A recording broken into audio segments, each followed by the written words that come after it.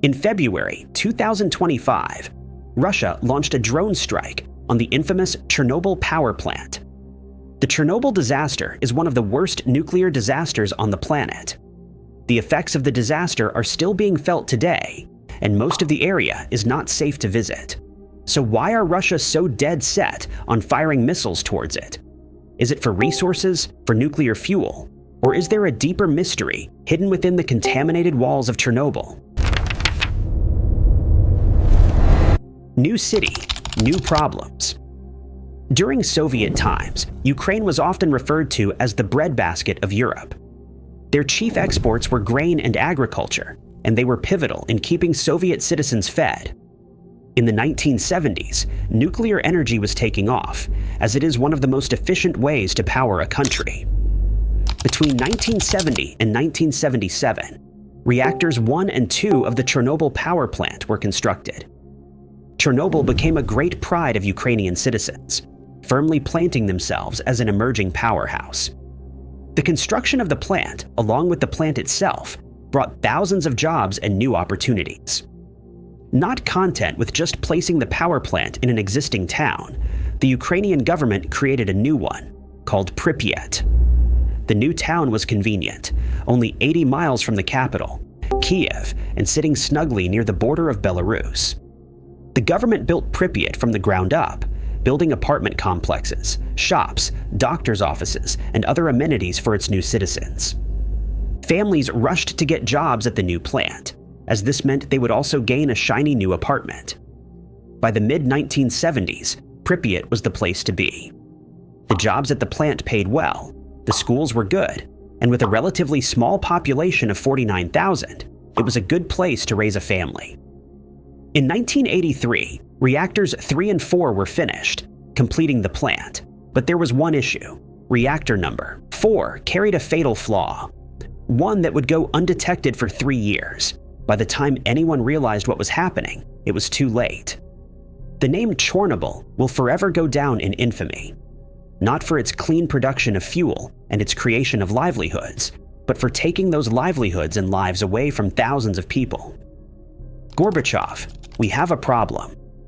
To fully understand what went wrong at Chernobyl, we first have to understand how the reactors worked. Chernobyl used RBMK 1000 reactors, a design that was swiftly taken out of use post-accident. Most nuclear reactors work by using enriched uranium rods to heat water. This in turn creates steam, which powers turbines to create electricity. These designs also use water to cool the nuclear core, if things were getting too hot and out of control. Chernobyl opted for a different approach. Instead of using water, the RBMK used graphite as its coolant. Graphite is not as effective as water, and those operating Chernobyl used this to their advantage. They allowed the core to stay hot, which produced more steam and gave them more electricity. In theory, this sounds ideal. A super efficient system that stays running 24/7. However, the issue with nuclear material is that it can be very unpredictable in the wrong hands. Sufficient cooling needs to happen, and there needs to be proper procedures and tools in place to rapidly cool the core. Chernobyl did not have these safety rails in place. The Soviet system was all about productivity, and those operating the plant were under pressure to keep pumping out electricity. Over time, people become complacent and forget that they are handling radioactive material. Chernobyl was an avoidable disaster, but it was one that has taught us many hard lessons. April 25th, 1986, the residents of Pripyat go about their day as usual. Children go to school, their parents report to work, and it seems like just another day. As the sun sets, people begin to prepare themselves for another day ahead. Another day at work, another day at school, another normal day. A normal day that would never come. Behind the scenes at Chernobyl, workers were preparing to carry out a routine shutdown test in Reactor 4. This test had initially been assigned to the day shift, but at the last minute, the plant was ordered to keep running as the country needed power. The cracks in the systems and procedures were beginning to show at Chernobyl. The last-minute delays, the lack of clear communication, and the fact that the reactor was allowed to run without emergency safeguards for many hours. By the time the test got the green light, The day shift was preparing to go home. This now meant that the night shift workers were in charge. As the day shift was eager to go home to their families, a short and insufficient handover took place. The night shift had not been informed of this shutdown test until they arrived for their shift. The test also had to be completed relatively quickly, so the power grid could be maintained. With very little direction, the night staff clocked in and got to work. Just past 1:20 a.m., the test was coming to its end, but there was a problem. The staff on the earlier shifts had disabled the automatic shutdown mechanisms. The test very quickly spiraled out of control, and due to the test and constant removal and insertion of rods, the reactor was extremely unstable. Panic ensued amongst the operators, who had no idea what they were about to witness. Frantic phone calls and rapid searches of safety manuals did little to help their situation. The power being emitted from the plant was rapidly jumping up and down. They had mere minutes to figure out what was happening, why it was happening, and what they could do to stop it. In reality, there was little that could have been done by this point. At 1:23 a.m., the reactor had reached a boiling point. The fuel was too hot and massive amounts of pressure was building in the core. Eventually, the pressure became too much, and the reactor exploded with steam. This detonation also caused the large 1,000-ton cover of the reactor to fragment and fly into the air and through the ceiling. Within the blink of an eye, another explosion occurred, this time sending the enriched uranium fuel rods and scalding chunks of graphite into the air. 2 workers who were near the Reactor 4 reactor core unfortunately lost their lives as a result of these blasts. The entirety of Reactor 4 was now lit up with chunks of graphite and nuclear material. The graphite that had been expelled was now beginning to catch fire, worsening the already catastrophic scenario. Operators scrambled, desperately trying to push the button for the emergency shutdown mechanisms, but it was futile. Every phone within Reactor 4 was occupied, operators desperately trying to contact their superiors, their families, anyone who could aid them. Operators in other units were quickly notified of the fires and issues in Reactor 4, and the entire plant was now on red alert.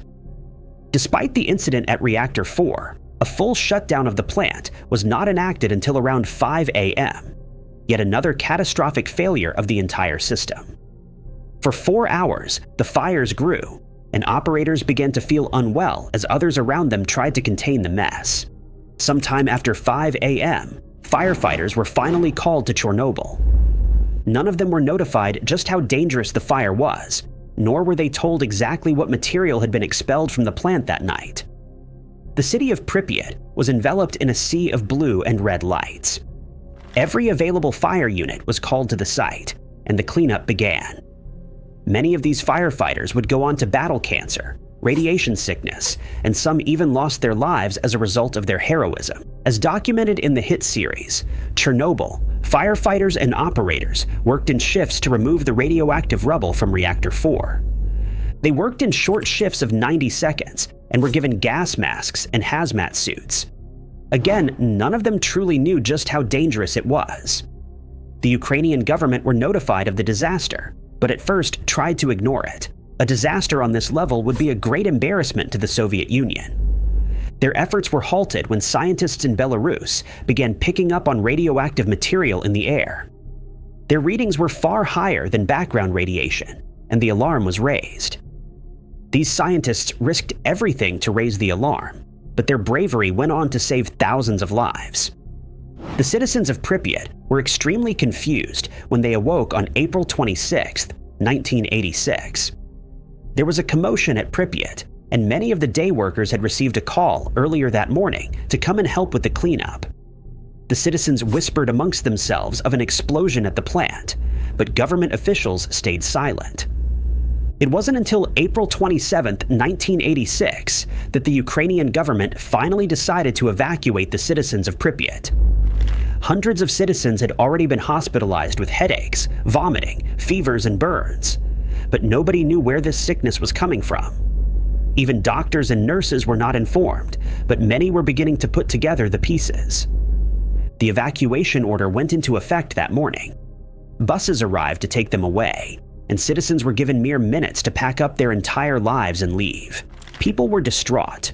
Their entire lives were contained in their apartments, and now they were asked to fill one suitcase and leave. Government officials assured citizens that this evacuation was only temporary and that they would be back in 3 days.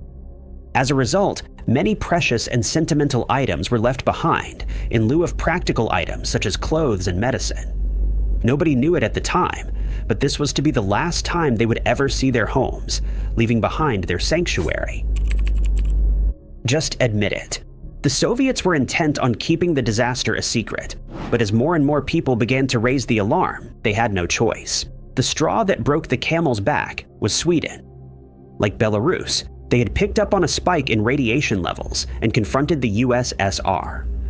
At first, the Soviets tried to hide it, stating that there was nothing going on in Ukraine.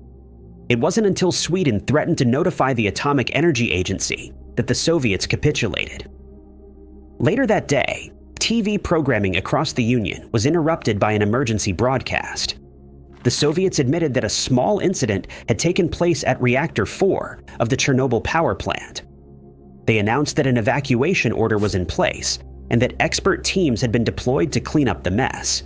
In reality, the crews had very little knowledge or experience with a disaster of this kind.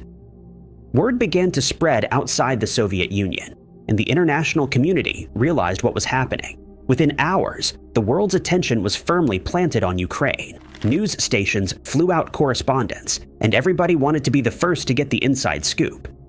As the hours drew by, the world finally began to understand just how catastrophic the Chernobyl disaster was. The true price of Chernobyl.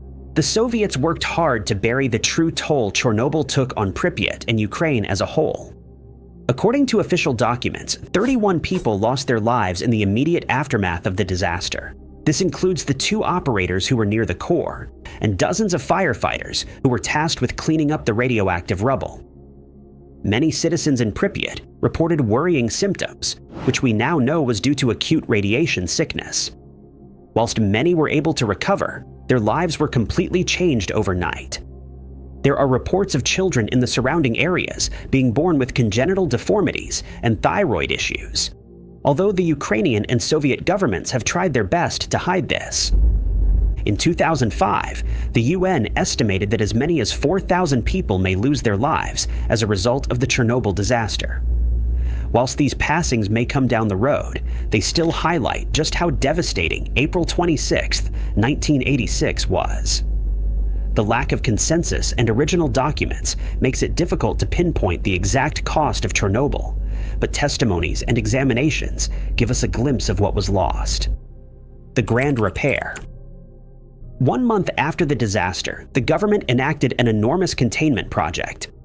Cleaning up the area was just not possible. The land, water, and wildlife were far too contaminated to be salvaged. Instead, the government chose to encase Reactor 4 in a giant sarcophagus. The sarcophagus, made entirely from steel and concrete, encloses over 740,000 cubic meters of land. Scientists estimate that over 200 tons of radioactive lava, 16 tons of uranium and plutonium, and 30 tons of dust lie within this metal tomb. Builders also installed around 60 holes that allow scientists to insert cameras so they can observe Reactor 4 and how it has changed over the years. In 2010, the sarcophagus was found to be in major disrepair. The roof was leaking contaminated water, and the steel had seen better days. Fast forward to 2025, the sarcophagus is still standing, although it is now itself housed inside a new structure. Scientists and researchers have slowly been allowed back into Reactor 4 and the exclusion zone for various research projects. Parts of the actual reactor floor have now also been deemed safe enough to venture into, only for short periods though. There has been a concerted effort to clean up Reactor 4 and the environment, although the land is estimated to be uninhabitable forever.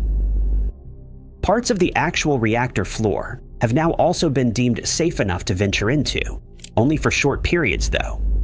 There has been a concerted effort to clean up Reactor 4 and the environment, although the land is estimated to be uninhabitable forever. There is also the infamous Chernobyl exclusion zone, where many dark tourists have tried to enter. Legally, nobody is allowed to live in Pripyat or the zone, but there are a few stubborn villagers who refuse to leave. Pripyat has now become a tourist hub, where those with a morbid curiosity can venture into the ghost town that used to be home to approximately 50,000 people. Russian invasion. In early 2014, Russian soldiers marched on Crimea in southern Ukraine. As a leftover from the Soviet Union, many ethnic Russians and Russian speakers are living in Crimea, given its proximity to the country. This invasion was highly controversial and led to another invasion in 2021. Russia claimed that its invasion in 2014 was to protect the ethnic Russians living in Crimea. This prompted a conflict between Russia and Ukraine, whereby Russia officially annexed the region. The conflict is still a hotbed of contention, and we won't dig too far into the political aspect here. Tensions between Russia and Ukraine remained heightened for many years following the annexation of Crimea. The international community condemned this move from afar, but very few countries jumped to Ukraine's aid. Attempts were made over the years to cease fighting in the region. However, negotiations broke down every time, as neither party were happy with the offerings. For years, there were whispers of a full Russian invasion. However, many countries discounted this. That was until February 24, 2022, when Vladimir Putin made a national address. In the video, he stated that Russia would be marching on Ukraine and declared all-out war. This declaration shook Ukraine, a country already fighting Russia. The international community moved quickly this time, sending aid, troops, and equipment. Within hours of the announcement, Russia had already begun targeting Ukraine on the ground and in the air. International media scrambled to cover the story minute by minute. Every move, every tactic, every event was covered in painstaking detail. Social media likewise lit up with people discussing current events and often disagreeing with each other. Social media also allowed news to travel fast, faster than newspapers or TV stations could ever hope to achieve. This new spread of information and disinformation shaped how people saw this war. Many hoped that the conflict would be over before it really got off the ground, but unfortunately, as of late 2025, the fighting continues. With the war being covered in painstaking detail, there was one headline that readers couldn't strike, and it is one that has left many questions in its wake. Chapter 7: Missiles in Chernobyl. February 14th, 2025, Valentine's Day. A day for love, celebration, and cherishing those closest to you. This Valentine's Day was going to be different. People across the world awoke to a terrifying headline. Russian drones attack Chernobyl nuclear power plant. Given how fragile and tempestuous Chernobyl is, many were rightly terrified. What we know is that morning, Russian drones, armed with a warhead, struck the safe containment zone, better known as the new cover for the sarcophagus. The warhead did manage to damage the large concrete and steel structure. However, no major damage was reported. Hryhorij Ishchenko, the chief of the exclusion zone, told the BBC, quote, "Another 15 meters to the side, and there would have been a radiation accident." The IAEA were immediately called and reported that radiation levels were normal. Thankfully, the warhead did not create a large hole, or else it would have been Chernobyl all over again. This attack on Chernobyl left many to wonder, what would the Russians want with an abandoned and extremely damaged nuclear reactor? The land itself is not usable, and the plant ceased to operate after 1986. 2025 wasn't the first time the Russians took Chernobyl, as they briefly held control in 2022. This second attack renewed European fears that Russia was planning mutually assured destruction. So what does Russia want with an abandoned nuclear reactor? Well, there are a few possible explanations. The first and most obvious is to create an event so catastrophic that it completely distracts the Ukrainian government. If another incident were to happen, that would take all of the government's time, attention, and money away from the war effort. This would allow Russian forces to easily swoop in and take over wherever they wanted. It would also be catastrophic for the Ukrainian people and leave even longer-lasting effects than the initial disaster. This is a likely explanation, but the same effect could be achieved by Russia by just dropping nuclear material. The second explanation is that Russia doesn't necessarily want Chernobyl, but the land surrounding it, Ukraine's reputation as the breadbasket of the Soviet Union doesn't stop with agriculture. Ukraine is also sitting on large deposits of natural minerals, such as lithium. Lithium has become an essential material, with many countries becoming very rich because of it. Lithium is used to make batteries and other electronic components. It's in everything we use, from our phones, electric car batteries, computers, and more. Russia having access to large lithium deposits would be a huge boost for its sinking economy. Russia would also then likely take Ukraine's grain and natural gas resources too, giving them a very fat wallet in the end. The capture and destruction of Chernobyl, as well as gaining its natural resources, reinforces the idea of taking back the motherland. Again, this is a very plausible explanation, but Russia could do this to any part of Ukraine. The third theory is that Russia wants to destroy or gain full control of Chernobyl for more nefarious reasons. In 2022, The Independent revealed that Chernobyl is home to 174 containers of spent nuclear fuel. Whilst this fuel is no longer viable to create and run another generator, it is still extremely useful. According to the US Department of Energy, spent nuclear fuel is actually a very valuable resource. It is possible, through chemical processes and other work, to extract the uranium or plutonium. Once the radioactive materials have been extracted, it would be possible for them to be repurposed into something else, like a nuclear weapon. Russia has the most nuclear weapons in the world, cashing in at around 5,500. Targeting Chernobyl may just be another way for them to get their hands on nuclear waste as cheaply and easily as possible. It is also a way for them to obtain it without having to break through the sanctions they are currently facing. The threat of nuclear annihilation from Russia is not something new. The Soviet Union and the West were embroiled in the Cold War, a war that spanned decades but saw no fighting. The main threat of the Cold War was the use of nuclear weapons. The Soviets and the West understood that unleashing this kind of weapon would ensure mutually assured destruction, but that didn't stop people from being terrified of the prospect. It is also possible that Russia wanted to target Chernobyl, not for its raw resources, but for its knowledge. Despite the accident, there were and still are some of the world's greatest minds operating what is left of the plant. These scientists would be of great use to Russia and may perhaps help them to accelerate their weapons program. The last theory is rather conspiratorial, but nonetheless plausible. Russia may have attacked Chernobyl in a pseudo-false flag attack. Attacking such a delicate place as Chernobyl would put the entire West on alert, taking the attention away from the battlefield. This ongoing crisis and tension would allow Russia to do something else, away from prying eyes. All of these theories are plausible, but what if there is something more to it? Chernobyl and Pripyat have remained untouched since the 1980s, and Chernobyl holds many mysteries. The elephant's foot has never been witnessed in person, only via photographs. What if this is what the Russians want? A large mass of nuclear waste, ready for the taking. Or what if there is something hidden within Chernobyl that even we don't know about? Perhaps a secret bunker, a hidden office containing invaluable knowledge. Or perhaps what they are after isn't an object but a person. The strike certainly put everyone on high alert.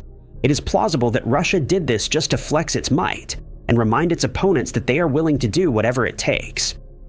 Whatever the reason, likely, we may never find out due to Russia's intense and secretive nature. Chernobyl sits just 12 miles from the border with Belarus, giving Russia a clear line of transportation to Kyiv. Russia is a bizarre country with a very bizarre history. Perhaps one day we will uncover the many mysteries of Chernobyl.